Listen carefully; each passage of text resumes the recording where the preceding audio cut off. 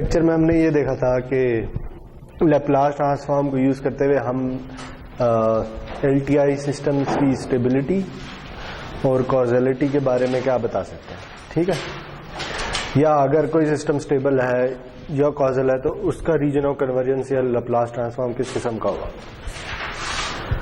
इसके अलावा हमने ये देखा था कि कुछ सिस्टम्स ऐसे भी हैं कि जिन्हें हम डिफरेंशियल इक्वेशंस की मदद से डिस्क्राइब कर सकते हैं, तो उनका एनालिसिस भी लैप्लास डोमेन में काफ़ी आसान हो जाता है।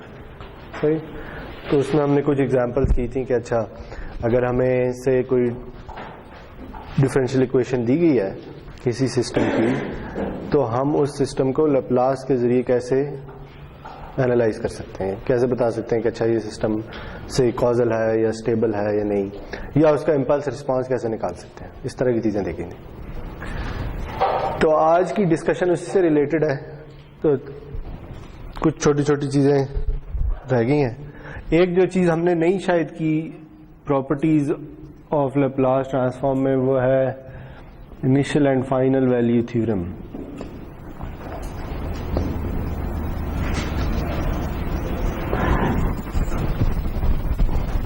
ये कहते हैं कि अगर आपको कोई सिग्नल दिया गया है x ऑफ t,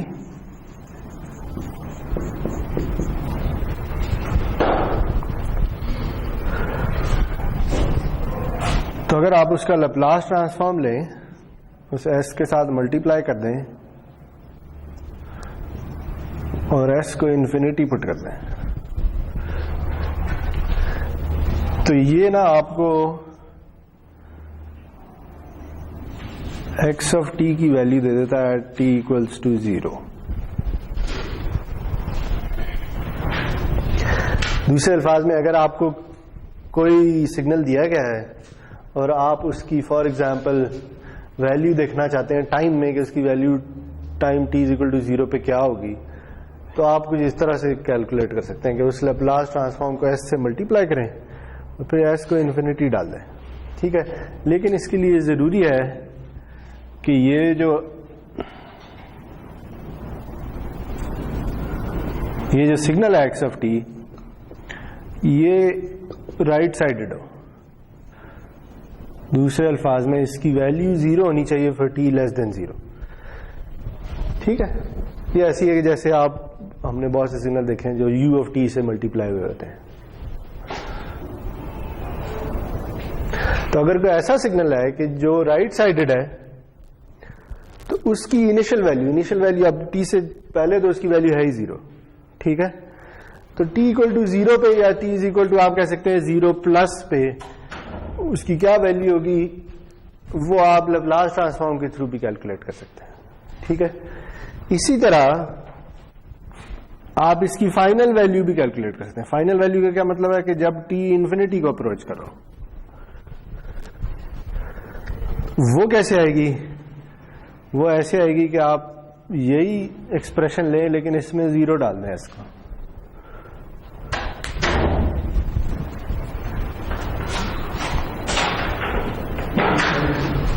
तो इन दोनों को कहते हैं, इसे कहते हैं इनिशियल वैल्यू थ्योरम, इसे कहते हैं फाइनल वैल्यू थ्योरम। सही है जी, ये आपको x की वैल्यू दे रहा होता है उसके स्टार्ट पे, और ये आपको x की वैल्यू दे रहा होता है एंड पे। इसका प्रूफ हम नहीं देख रहे। ठीक है, अगर आप चाहें तो एक बुक में एक्सरसाइज है, वो आपको थोड़ा सा आइडिया दे देती है कि इसका प्रूफ कैसे करना, तो आप उसे ट्राई कर सकते हैं।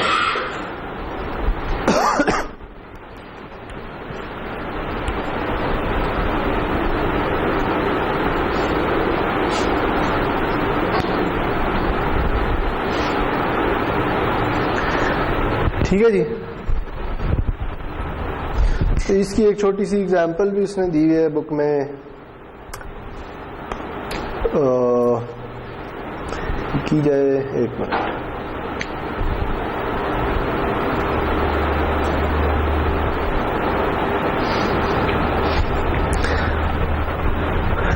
देखिए, जैसे हमने इस सिग्नल का हम बहुत दफा लैप्लास ट्रांसफॉर्म कैलकुलेट कर चुके हैं, याद है? इसका लैप्लास ट्रांसफॉर्म क्या है? 1/s + 1 real of s is greater than -1। ठीक है, तो अगर हम ये अप्लाई करते हैं, से हम ये पहला वाला इनिशियल वैल्यू थ्योरम अप्लाई करते हैं, तो हम क्या करेंगे, हम कैलकुलेट करेंगे s(x)(s) और इसमें s को इन्फिनिटी पुट कर देंगे। ठीक है, तो ये क्या आएगा, ये आएगा s/s + 1 where limit s tends to infinity. तो इसका आंसर क्या होगा, क्या ख्याल है?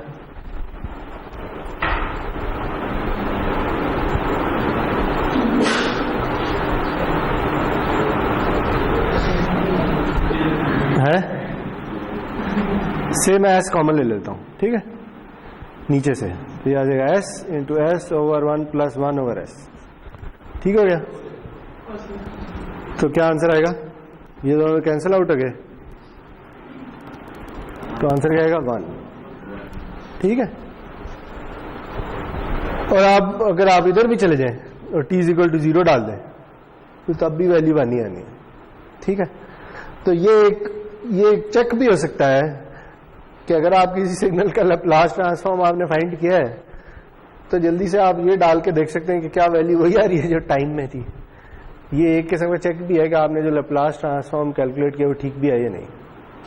ठीक है, बात समझ आ रही है मेरी, मैं क्या करने की कोशिश कर रहा हूं। यानी इस सिग्नल की तो आपको इनिशियल वैल्यू वैसे ही पता है। ठीक है, तो आपने अगर इसका लैप्लास ट्रांसफॉर्म फाइंड किया है तो आप इनिशियल वैल्यू थ्योरम के जरिए कम से कम ये चेक कर सकते हैं कि लैप्लास ट्रांसफॉर्म ठीक है या नहीं। सही, इसी तरह अगर हम ये डाल दें limit s tends to 0 s(x)(s), तो ये क्या आएगा, limit s tends to 0 s/s + 1।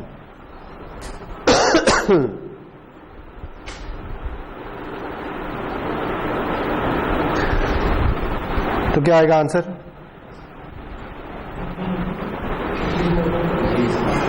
0। ठीक है, क्योंकि ऊपर 0 आ जाएगा, नीचे 1 आ जाएगा, तो 0 1 0 है। और इधर से अगेन आपको पता है कि जब t को आप इन्फिनिटी डाल दें तो इस सिग्नल के 0 को ही अप्रोच करना है। ठीक है, बात समझ आ रही है? तो ये एक चीज किसी वजह से रह गई थी, तो मैंने कहा ये भी पता होनी चाहिए कि ये क्या है। सही है, अच्छा जी, अब हम आगे चल रहे हैं।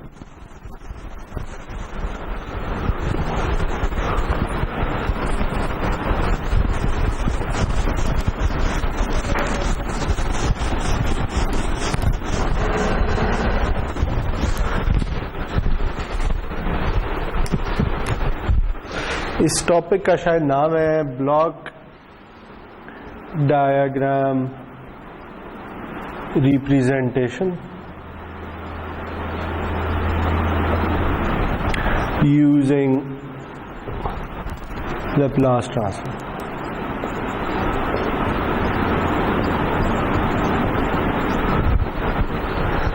ये मार्कर भी कह रहा है कि पढ़ाना बस कर दो, और मार्कर कोई नहीं है यार, 1 मिनट।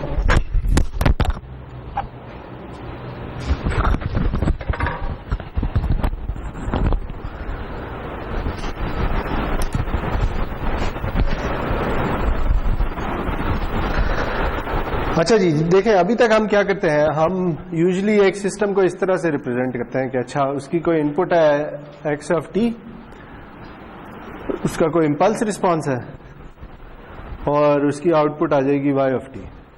ऐसे ही है, शुक्रिया।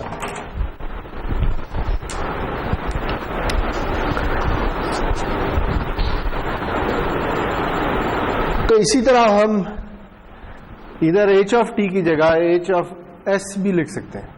ठीक है, यानी हम इंपल्स रिस्पांस की जगह उस सिस्टम का ट्रांसफर फंक्शन या सिस्टम फंक्शन वो भी लिख सकते हैं। तो इसका यही मतलब है कि अच्छा अगर मैं ये लिख दूं तो अगेन इसका मतलब ये है कि ये कोई LTI सिस्टम है जिसका ट्रांसफर फंक्शन ही है और x(t) और y(t) है। सही है, याद है आपको ट्रांसफर फंक्शन क्या था? ट्रांसफर फंक्शन है ही y(s) over x(s). ठीक है, तो ये एक्सप्लिसिटली आपको बता रहा है कि इनपुट और आउटपुट कैसे आपस में रिलेटेड है। ठीक है, या दूसरे अल्फाज में y ऑफ एस इक्वल है h of S into x of S. तो अगर हमारे पास दो सिस्टम्स हैं जो सीरीज में कनेक्टेड है,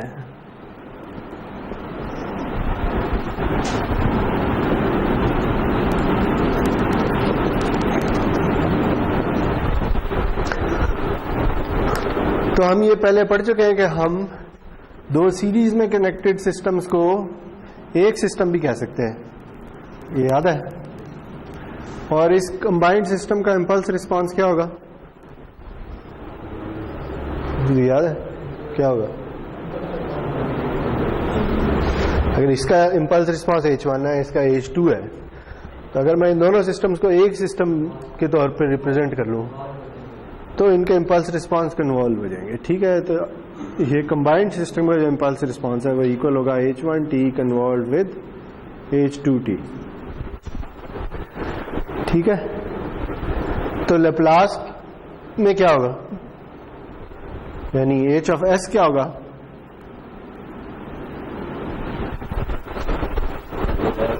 वो मल्टीप्लाई हो जाएगा। ठीक है, तो आ जाएगा h1s इंटू h2s। इसका क्या मतलब है? इसका मतलब यह है कि अगर मैं इधर से इधर चला जाऊं, यानी अगर मैं किसी ट्रांसफर फंक्शन को दो फैक्टर्स में डिवाइड या सेपरेट आउट कर दूं, तो इसका मतलब है कि वो दो सिस्टम्स हैं जो आपस में कन्वॉल्व हो रहे हैं। ठीक है, यानी फॉर एग्जांपल अगर मैं ये कह दूं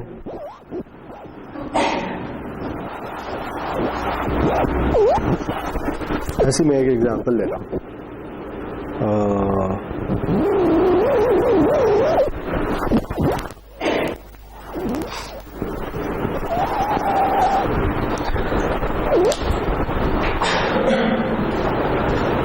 तो ये दो सिस्टम्स हैं जो सीरीज में लगे हुए हैं।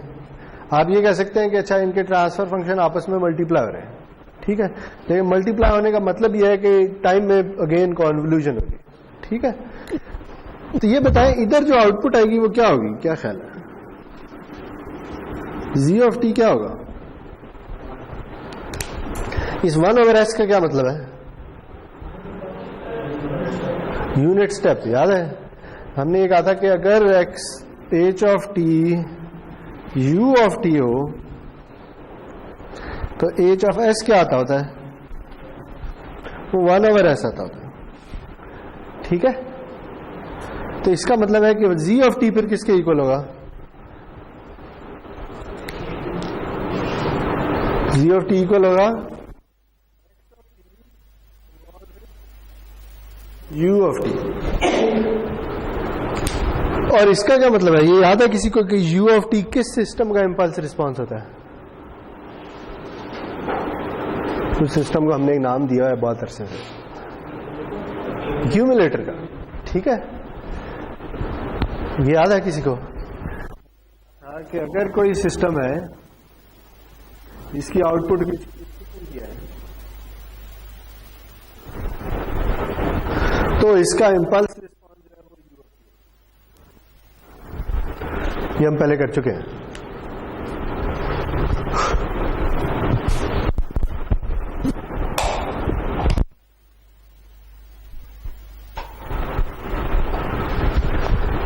तो ये सिस्टम करता क्या है? ये सिस्टम जिस पॉइंट पे आप आउटपुट कैलकुलेट कर रहे हैं, ये -∞ से लेकर उस पॉइंट तक तमाम वैल्यूज को इंटीग्रेट कर देता है, ये सम कर देता है। ठीक है, तो इसे हमने नाम दिया था कि अच्छा ये एक्यूमुलेटर है, या इसे आप इंटीग्रेटर भी कह सकते हैं। सही है? तो इसका क्या मतलब है? इसका मतलब ये हुआ कि ब्लॉक डायग्राम में जहां पे भी 1/s आ गया, वहां क्या हो रहा होगा? वहां इनपुट की इंटीग्रेशन हो रही होगी। ठीक है, सही है जी, समझ आ गई बात? यानी अगर मैं अब कोई ब्लॉक डायग्राम बना देता हूं, से ऐसे मैं बनाई जा रहा हूं, 1/s + 3 1/s चलते जा रहे हैं। ठीक है, ये एक मुख्तलिफ ट्रांसफर फंक्शन है मुख्तलिफ सिस्टम्स के जो आपस में सीरीज में कनेक्टेड है। ठीक है, तो जहां पे भी 1/s आ रहा है इसका मतलब वहां पे इंटीग्रेशन है। तो फिर जहां पे s आ रहा है वहां क्या हो रहा है?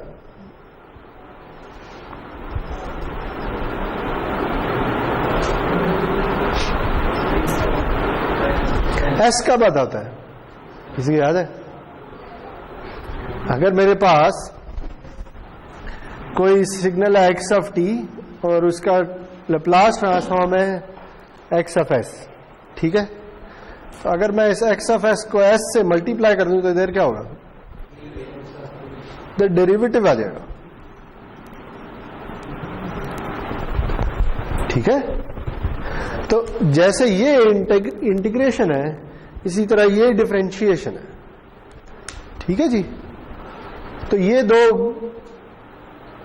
आप कह सकते हैं बेसिक ब्लॉक्स हैं लैप्लास ट्रांसफॉर्म के एक इंटीग्रल है और एक डेरिवेटिव है।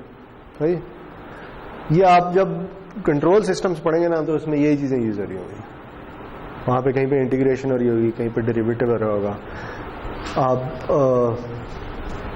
एक कंट्रोलर पढ़ेंगे जैसे, अच्छा देखें, ये देखें, अगर कोई ये सिस्टम है तो ये क्या करता है?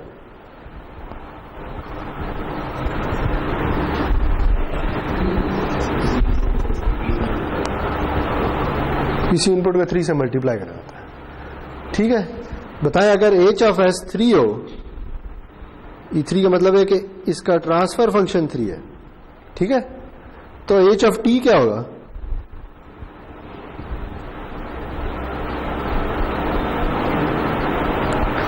कोई आइडिया? ये किस इंपल्स रिस्पांस का ट्रांसफर फंक्शन है कि 3 आ रहा है? चलिए बता, 1 कब आता है?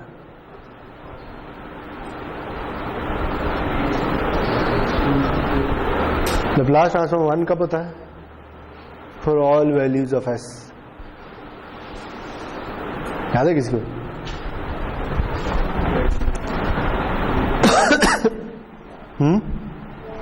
अगर ये आ रहा है तो ये क्या है? ये इम्पल्स है। ठीक है, एक इम्पल्स का लैप्लास ट्रांसफॉर्म 1 होता है। ठीक है, तो अगर यहां 3 आ रहा है तो फिर क्या हो रहा होगा? यहां 3 आ जाएगा। ठीक है, तो इसका मतलब यह है कि अगर h(s) 3 है तो h(t) होगा 3Δt। सही है जी। अगर आप किसी सिस्टम को डेल्टा के साथ कन्वॉल्व करें तो क्या होता है? सॉरी, आप किसी सिग्नल को डेल्टा के साथ कन्वॉल्व करें तो वही सिग्नल आउटपुट पे आ जाता है। और अगर वो डेल्टा किसी नंबर से स्केल हुई है तो वो नंबर भी उसी नंबर से स्केल, वो सिग्नल भी उसी नंबर से स्केल हो जाएगा। ठीक है, तो ये जो h(s) 3 लिखा हुआ है ना, ये सिंपल एक गेन है और कुछ भी नहीं है।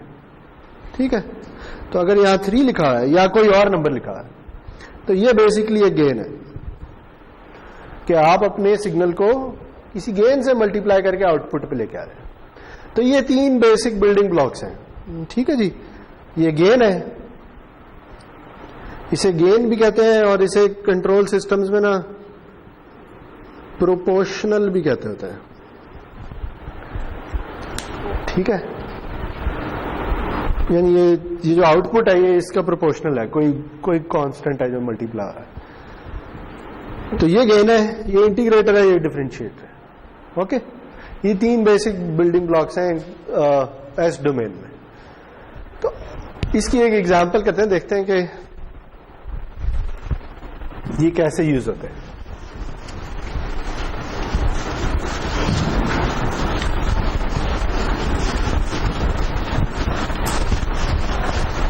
अच्छा, उस एग्जाम्पल से पहले एक और चीज रह गई है, सॉरी, वो ये कि अभी तक हमने जो, चले एक और भी देख लेते हैं। से ये है, अगर 2 सिस्टम्स हैं और वो पैरेलल में लगे हैं तो फिर क्या होगा?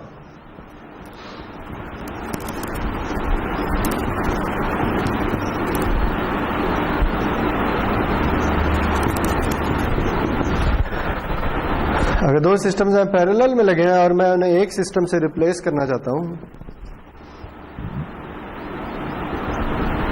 इसका ट्रांसफर फंक्शन है h1s, इसका ट्रांसफर फंक्शन है h2s, तो इसका ट्रांसफर फंक्शन क्या होगा? याद है किसी को? अगर सिस्टम्स पैरेलल में लगे हो तो उनके इंपल्स रिस्पांस के साथ क्या होता है?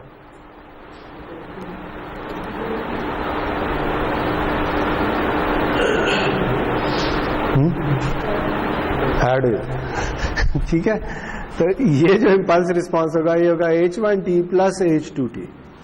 सही जी, तो इनके ट्रांसफर फंक्शन भी ऐड हो जाएंगे, h1s प्लस h2s।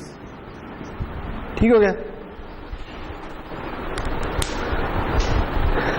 लेकिन ये सारी एग्जांपल्स हैं फीड फॉरवर्ड सिस्टम्स की। ठीक है, याद है हमने एक शुरू की क्लासेस में हमने देखा था कि सिस्टम से फीड फॉरवर्ड भी हो सकते हैं और फीडबैक भी हो सकते हैं। ठीक है, तो एक फीडबैक सिस्टम भी देख लेते हैं, वो कैसा होता है। से आपके पास कोई इनपुट है और वो गुजर रही है किसी सिस्टम h1t में से। ठीक है, लेकिन ये जो h1t है इसी को आप टैप करते हैं वापस एक और सिस्टम में से गुजारते हैं h2t में से और इसे इधर ले जाते हैं।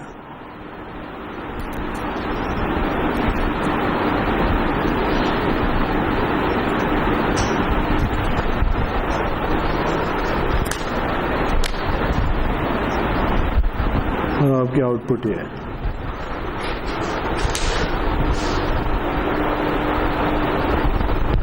याद है इसकी एक एग्जांपल भी हमने की थी। हमने कहा था अच्छा जैसे कार में क्रूज कंट्रोल होता है। क्रूज कंट्रोल का मकसद ये होता है कि वो गाड़ी को एक कांस्टेंट वेलोसिटी पे चलाता रहे। सही जी, तो वो एक एग्जांपल है फीडबैक सिस्टम की। क्यों? उसमें जो फीड फॉरवर्ड सिस्टम होगा वो फोर्स है जो आप या जो गाड़ी अप्लाई कर रही है इंजन पे जिससे गाड़ी ड्राइव हो रही है। ठीक है, जो आउटपुट है वो वेलोसिटी है। आप वेलोसिटी को वापस लेके आते हैं और देखते हैं कि क्या स्पीड इंक्रीज तो नहीं हो रही।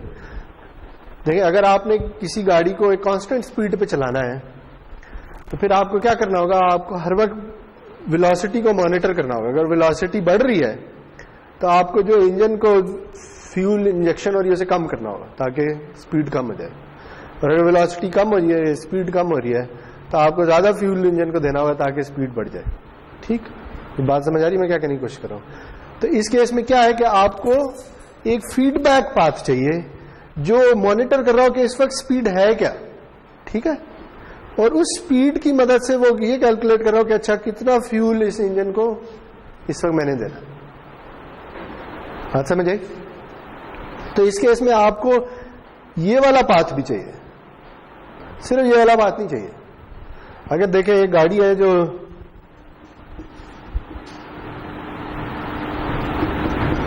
इस तरह से, ठीक है, इसे ये गाड़ी का मॉडल है फॉर एग्जांपल,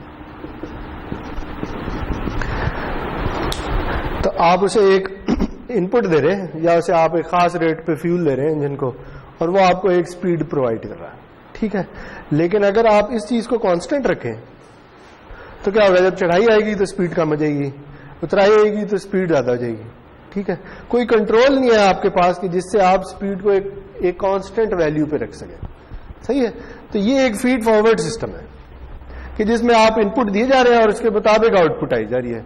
वो आउटपुट डिपेंड करती है कि फ्यूल कितना है और इस वक्त आप उतराई पे जा रहे हैं, ऊपर जा रहे हैं या नीचे जा रहे हैं।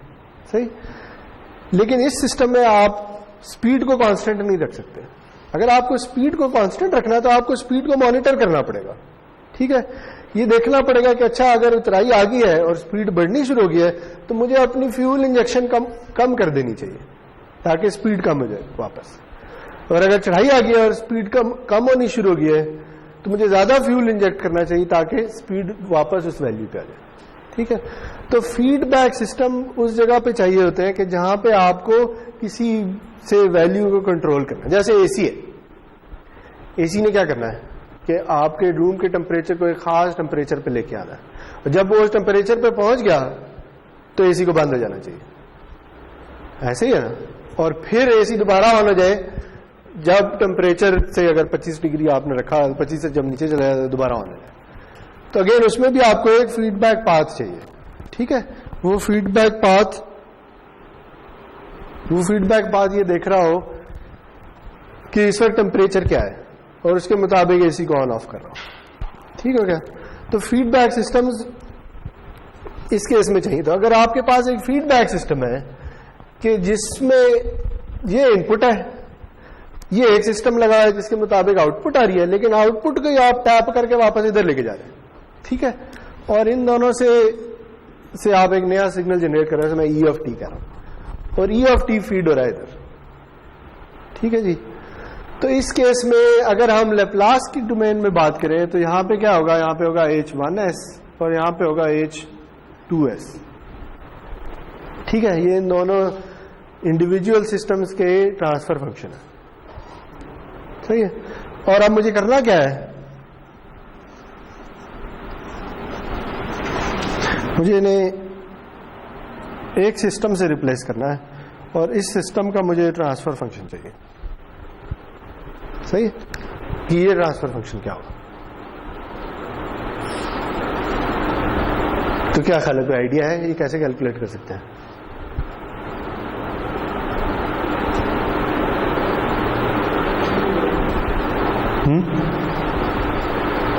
यानी मुझे इस सारी चीज को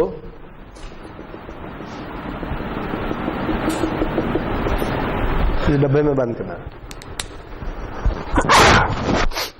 देखें जी, अगर आप देखेंगे y ऑफ s, तो y ऑफ s किसके इक्वल है? y ऑफ s इक्वल है H1s into e of s, ठीक है। क्योंकि हमने इस सिग्नल को जो प्लस माइनस होके आ रहा है उसे e ऑफ t कह दिया। तो y ऑफ s किसके इक्वल है? H1 of s into e of s। e of s किसके इक्वल है?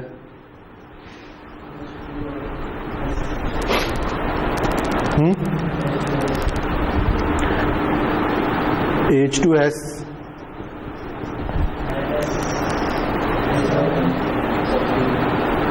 अच्छा t नहीं s आएगा। ये साइन प्लस का है और ये साइन माइनस का, माइनस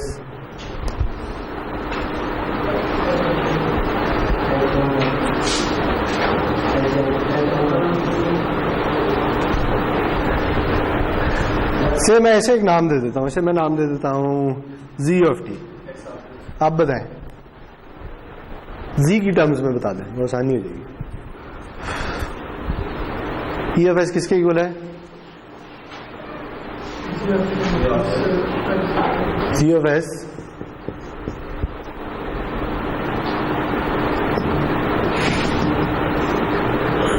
ये होगा x of s minus g of s, ऐसे ही नहीं होगा? देखिए ना, एक उधर से xt आ रहा है, नीचे से zt आ रहा है और दोनों आपस में सब्ट्रैक्ट हो रहे हैं। तो यही नहीं होगा,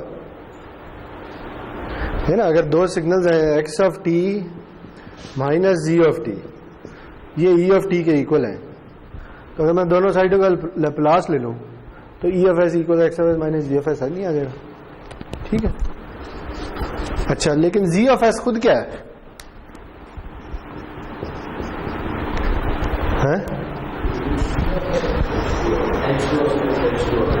H2 of s minus Q. इस सिस्टम की इनपुट क्या है?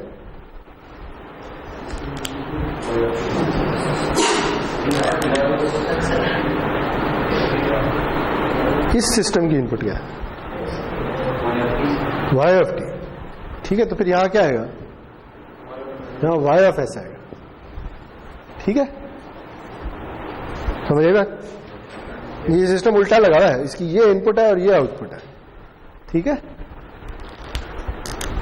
तो अब वैल्यूज पीछे डालते जाएं, देखें e ऑफ s किसके इक्वल आएगा? e ऑफ s आ जाएगा x of s minus H2s y of s, ठीक हो गया।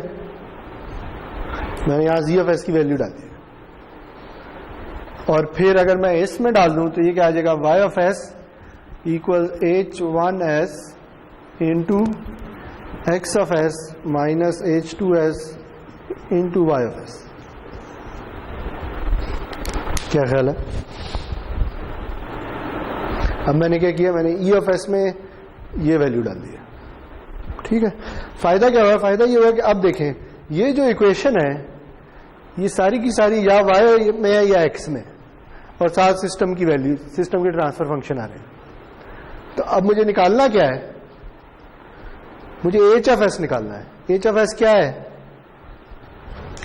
Transfer function. तो किसके इक्वल होगा? y of s over x of s के।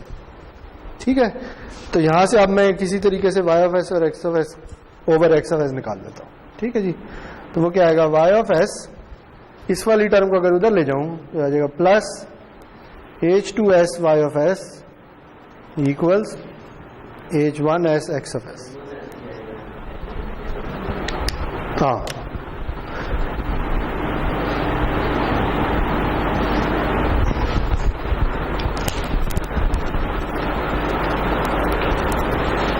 मैंने क्या किया, ये h1 ऑफ s इधर मल्टीप्लाई किया और फिर इसे उठा के इस तरफ ले गया। ठीक है जी, तो अब बताएं y of s over x of s क्या आएगा?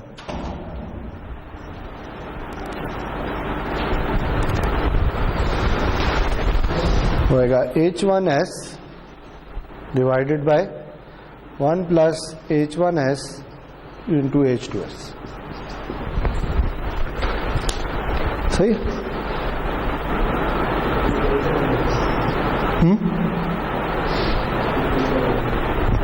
ये कैसे है?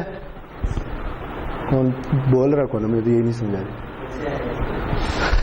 देखो यहां से y ऑफ s कॉमन ले लें, यहां से y ऑफ s कॉमन ले तो क्या रह जाएगा, 1 प्लस h1s h2s, और x को उधर ले जाए, ये x इधर चला गया, ये h1 वैसे ही रह गया, और जो इधर से कॉमन लिया वो इधर आ गया। ठीक है, तो देखिए ये हमने क्या किया है, अब हमने वही बात कि हम करना क्या चाह रहे थे, इस पूरे सिस्टम को एक सिस्टम से रिप्लेस करना चाह रहे थे। ठीक है, तो उसका हमने ट्रांसफर फंक्शन निकाल लिया, वो आ रहा है h1 over 1 plus h1 h2। s मैं नहीं लिख रहा, नहीं लिख लें आप, लिखना। तो अब क्या हुआ है, देखिए अब अगर हमें h1 h2 पता है तो हम इधर डाल सकते हैं, और अगेन इसके पोल्स कैलकुलेट कर सकते हैं, जीरोस कैलकुलेट कर सकते हैं, तो हमें क्या पता चलेगा कि ये सिस्टम स्टेबल है या नहीं है। ठीक है, तो कंट्रोल सिस्टम मुझे नहीं पता आप कब पढ़ेंगे, मेरे ख्याल में अगले सेमेस्टर में पढ़ेंगे या उससे अगले में पढ़ेंगे, उसमें बस यही हो रहा होगा। ठीक है, कंट्रोल सिस्टम में यहीं से कहानी यहीं से शुरू होगी, और यही कहानी आप दोहराते रहे, और उसमें एग्जैक्टली यही काम हो रहा था। आप देख रहे होंगे, अच्छा इसके पोल्स किधर हैं, इसके जीरोस किधर हैं, उन पोल जीरो से आप उस सिस्टम की आउटपुट निकाल रहे होंगे, देख रहे होंगे ये कब सिस्टम स्टेबल होता है कब नहीं होता, इस तरह की चीज। ठीक है, तो मैं इधर ही रुक जाऊंगा, मैं इससे आगे नहीं जा रहा, इससे आगे जाफरी साहब जाएंगे।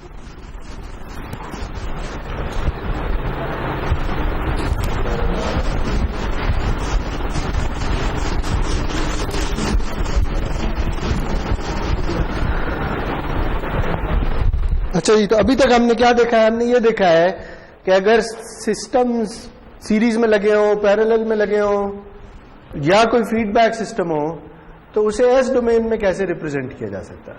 ठीक है, अच्छा अब हम एक एग्जांपल कर लेते हैं। से हमारे पास एक ट्रांसफर फंक्शन है जो इक्वल है से 1 ओवर s प्लस 3 के। ठीक है जी,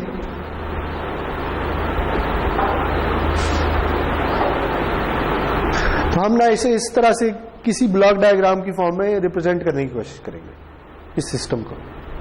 सही, हमें पता है h ऑफ s है क्या, वो है y of s over x of s, और ये इक्वल है 1 ओवर s प्लस 3 के।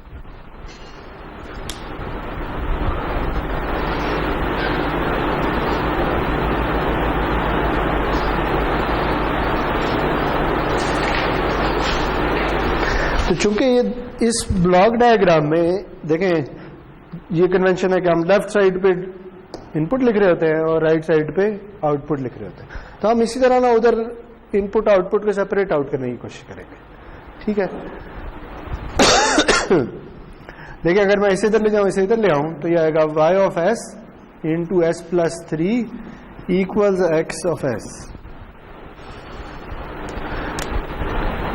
या मैं ये लिख सकता हूं s y of s plus 3y of s equals x of s।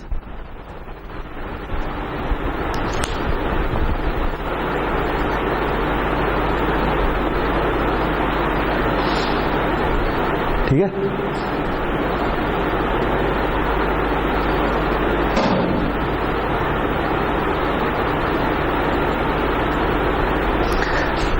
अच्छा देखें, इसकी बहुत सी फॉर्म्स हो सकती हैं। एक फॉर्म तो ये है, वो इधर से निकल रही है, वो ये है जी कि y ऑफ s किसके इक्वल है, वो इक्वल है 1/s plus 3 into x of s के। ऐसे ही है।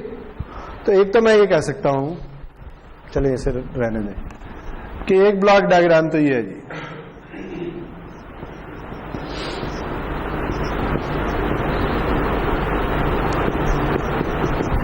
ठीक है, क्योंकि वो इक्वेशन मुझे यही बता रही है।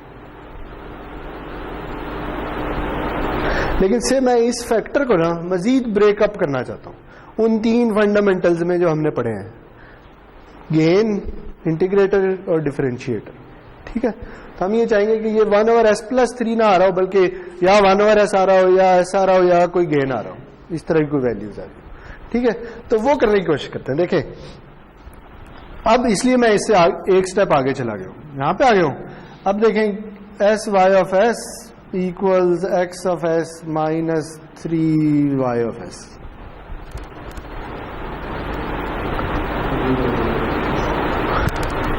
और अगर मैं s को डिवाइड कर दूं तो ये आ जाएगा y of s equals 1/s x of s minus 3/s y of s।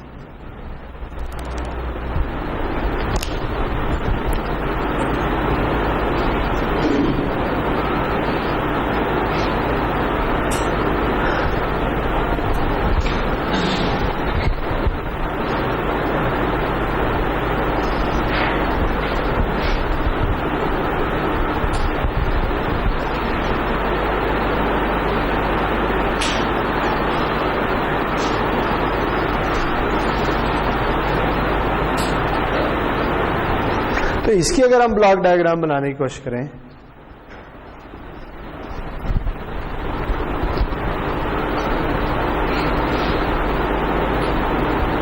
तो देखें यहां पे क्या हो रहा है, ये x ऑफ s आ रहा है और ये मल्टीप्लाई हो रहा है 1/s के साथ, ठीक है। तो हम यहां 1/s लगा देते हैं और ये हमारे पास कोई इस सिस्टम की आउटपुट आ गई है। अब हमने इसके साथ क्या करना है, minus 3/s y of s, ठीक है। तो अगर ये हमारी से y ऑफ s है तो हम इसे इधर से टैप कर लेते हैं और इसे वापस ले जाते हैं, ठीक है, और इसे इधर कहीं ले जाके माइनस प्लस कर देते हैं। तो इससे हमारी वो चीज बन जाएगी। कोई आइडिया हो रहा है मैं क्या करने की कोशिश कर रहा हूं, ठीक है।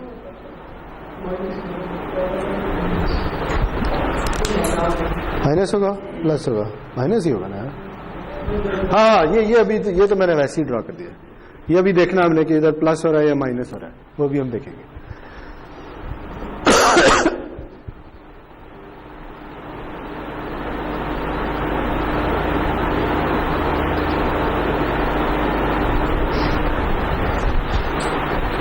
अच्छा इसे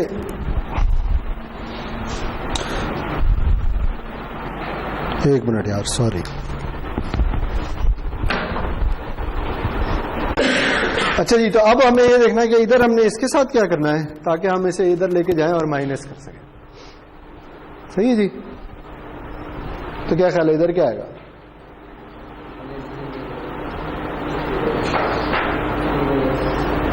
अगर मैं एक स्टेप और कर लूं इधर और मैं ये लिख दूं 1/s into x of S minus 3y of s, तो फिर क्या ख्याल है? अब थोड़ी आसानी नहीं होगी। देखिए 1/s तो ये लगा हुआ है, 1/s ने किसके साथ मल्टीप्लाई आना है, x(s) जो इधर जा रहा है और -3y(s). तो यहां पे क्या आएगा, यहां पे सिर्फ 3 आ जाएगा। ठीक है, तो देखिए अब हमने क्या किया, अब हमने उसी सिस्टम को उन बिल्डिंग ब्लॉक्स में जो बेसिक ब्लॉक्स थे उनमें चेंज कर दिया। ठीक है जी, ये क्या है, ये इंटीग्रेटर है और ये गेन स्टेज है। तो देखिए अब आपको पता चल रहा है कि ये सिस्टम असल में कर रहा क्या है। ये इनपुट आती है, ठीक है, आउटपुट को ये किसी गेन से मल्टीप्लाई करके उसमें से माइनस करता है, तो फिर जो डिफरेंस आता है उसको इंटीग्रेट करता रहता है। सही है,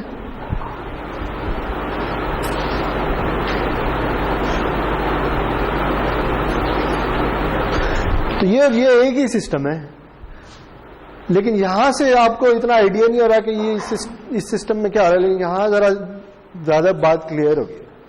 ठीक है, कि अच्छा क्या इंटीग्रेशन, क्या डिफरेंशिएशन इसमें तो नहीं है, लेकिन अगर हो रही होती तो कहीं अगर एस का ब्लॉक आ रहा है तो इसका मतलब वहां पे डिफरेंशिएशन है। सही है जी। अच्छा,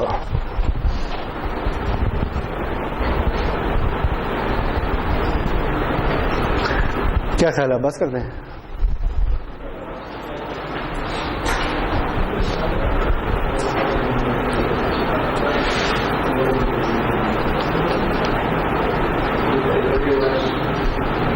चलिए ठीक है, मेरे ख्याल में इतना बहुत है। इससे आगे की चीजें आप मोस्ट प्रॉब्ली कंट्रोल सिस्टम्स में ही पढ़ेंगे, उसमें इससे आगे हम जा सकते हैं, लेकिन चलें ठीक है, कोई जरूरत नहीं। ठीक है जी,